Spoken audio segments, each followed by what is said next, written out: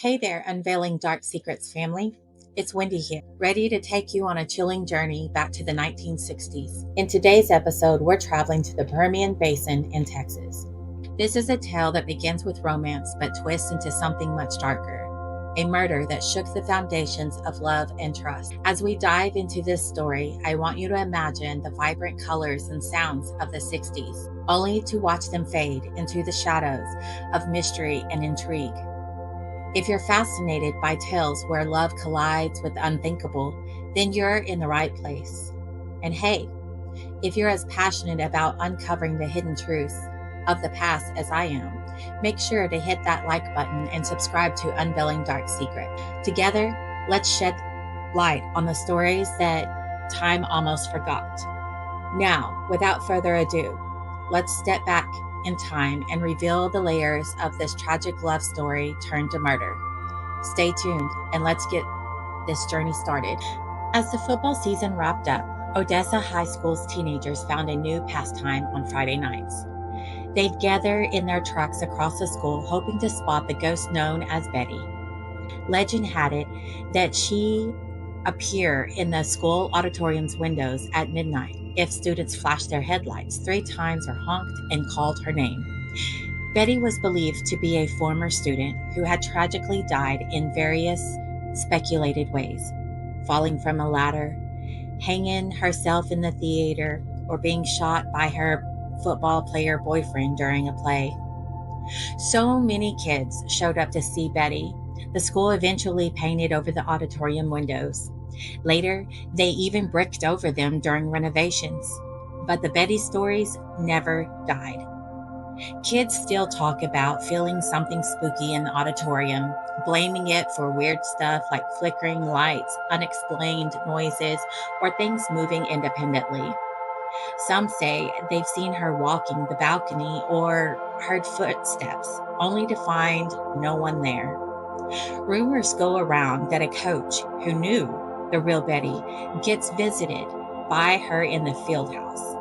And a vice principal once saw her after hours and got so freaked he wouldn't stay in the school alone. I hear about Betty all the time, says Carl Moore, the theater arts teacher for 4 years. Anytime something weird happens, like a book dropping or the lights messing up during a rehearsal, someone cracks a joke. It's Betty.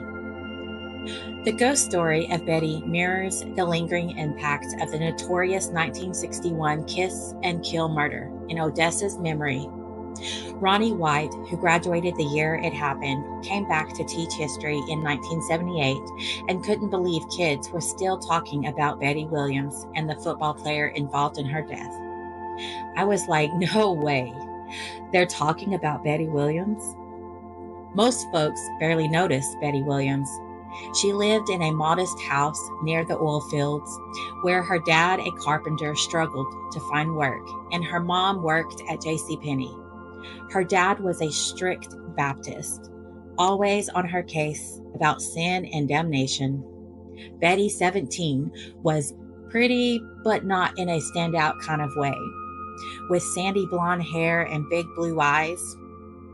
She wasn't into fitting in and couldn't stand the girls who acted like she was invisible. Betty fancied herself a thinker and wrote down her thoughts on everything, from boys to religion. She was into reading and poetry. She also loved stirring the pot, whether by showing up at Tommy's drive-in in all black with white lipstick or just jeans and a t-shirt and no bra. She was outspoken against segregation and other stuff, which was unusual in conservative Odessa. At the top of the social ladder at Odessa High were the Kashmir girls from the nicer parts of town, always getting voted the most popular or best personality. They'd be at football games in their boyfriends' leather jackets, parts of cliques like the Tri-High Y clubs. Betty never fit in with that crowd. She was seen as a nobody, an outsider. But despite her rebel image, being rejected by these girls hurt her. Betty wanted to be liked, her cousin Shelton Williams says in his memoir, Washed in the Blood. She wanted to be unique, but also accepted. Betty dreamt of escaping Odessa and maybe becoming an actress. Her room was covered in movie posters and playbills, and she was into Hollywood gossip. She loved the spotlight and got parts in school plays as a sophomore.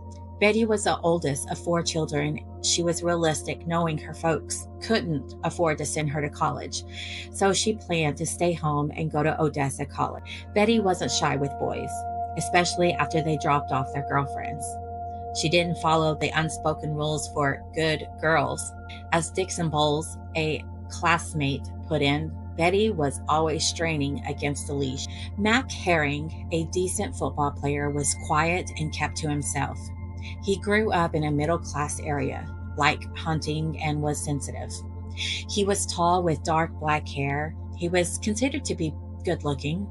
Mac grew up in a middle-class neighborhood with a mother who was a homemaker, and his father was a World War II veteran who also owned an electric business. Mac and Betty became friends when she was a junior and he was a sophomore.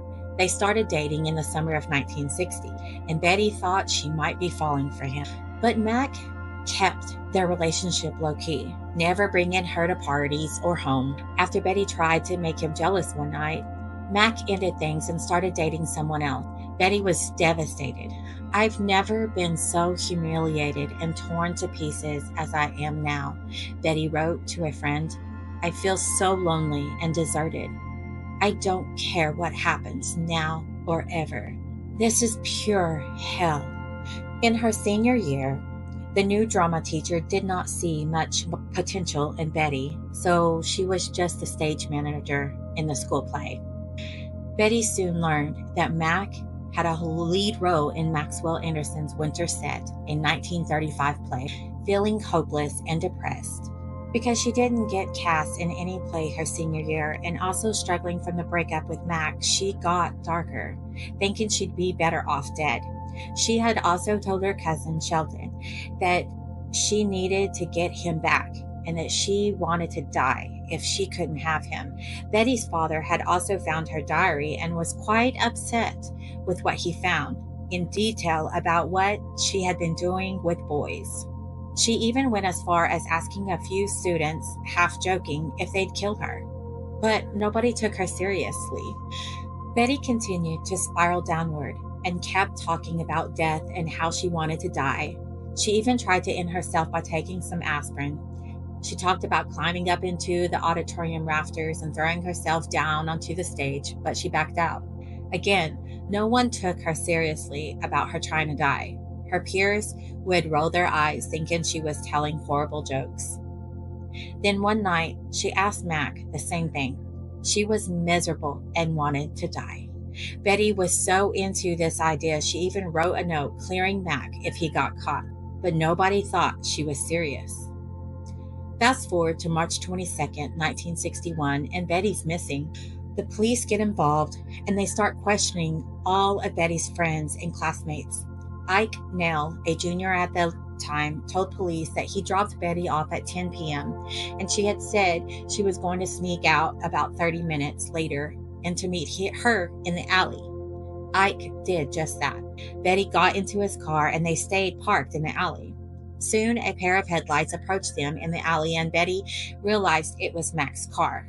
Betty got out of Ike's car, and before she closed the door, she told Ike, "I've got to call his bluff, even if he kills me." The police soon brought Mac in to listen to his side of things.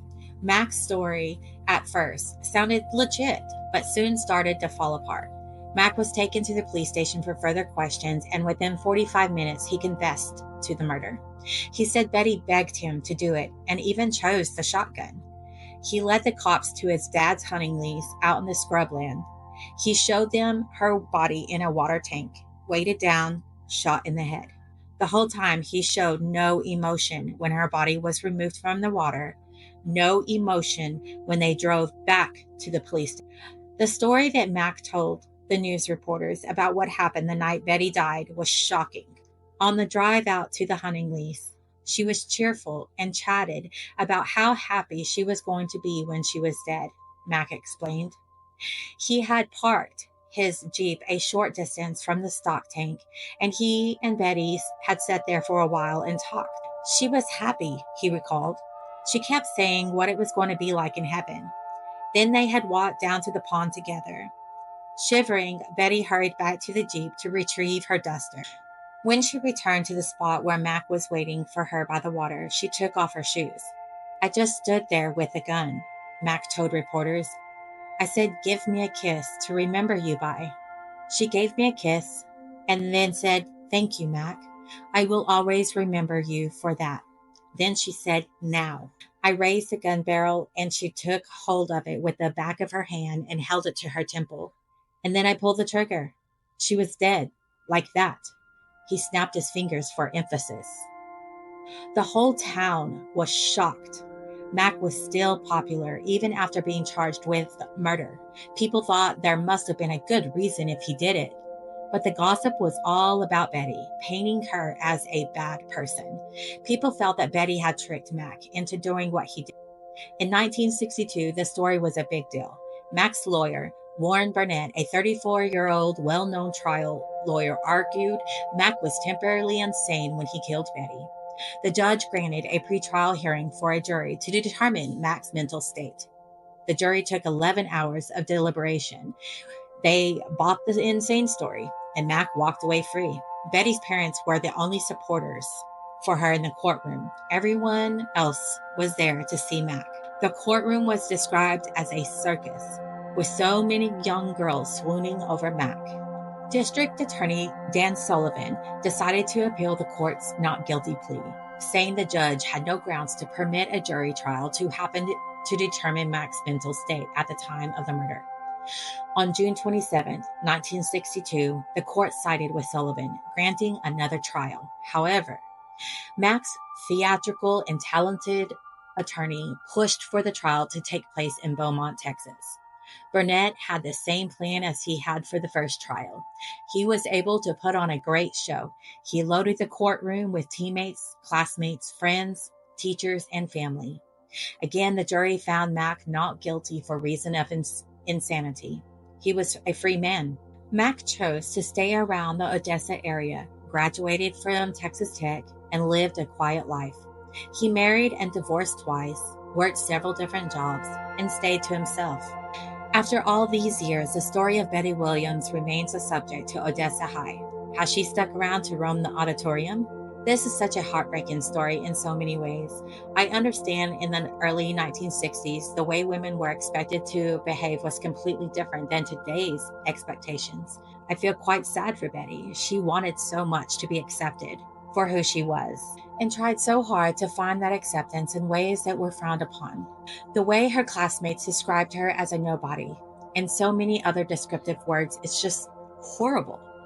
She was a young, beautiful woman who just wanted to be accepted. Whether her desires to be gone from this world were true feelings or just a way to get attention, she was still painted as the bad person all the way around. Now, as for Mac, I think he had luck on his side. He was made into an idolized celebrity, a person who murdered a young girl who loved him so much. He seriously thought of Betty as a wet cat in a muddy street in the rain. He showed no emotion throughout the confessions, the trials, or anything. However, he was sure able to ask for the last kiss to remember her before he pulled that trigger. So what do you think? Have you heard the story of Betty Williams? Have you seen her in the halls of the high school? Honestly, I hope she has found her peace wherever she may be. Let me know in the comments your thoughts and feelings towards this mystery. Thanks again for watching. Until next time, stay vigilant, stay safe, and be blessed.